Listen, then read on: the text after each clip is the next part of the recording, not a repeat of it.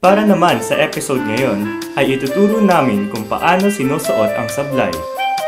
Ang sablay ay tinatawag na academic costume ng ating universidad. Sa simula ay nakapatong ito sa kanang balikat at nililipat sa kaliwa kapag nabigay na ang hudyat na graduate na kayo. Paano nga ba nililipat ang sablay? Step 1. Siguraduhin maayos ang pagkasuot ng sablay.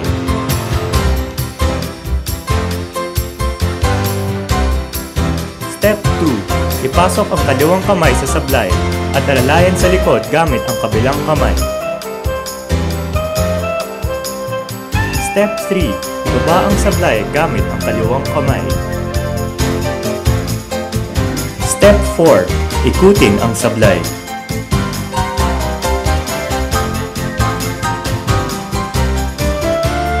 Step 5. Itaas ang sablay papunta sa kaliwang balikat.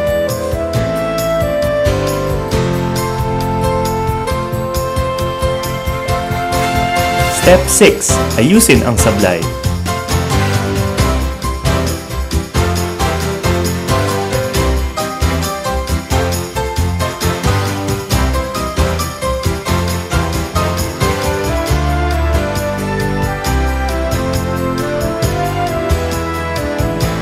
Ayan, marunong na kayo maglipat ng sablay. Konting practice na lang, gets nyo na yan. Congratulations! Good luck! Isang paalala mula sa Engineering Student Council.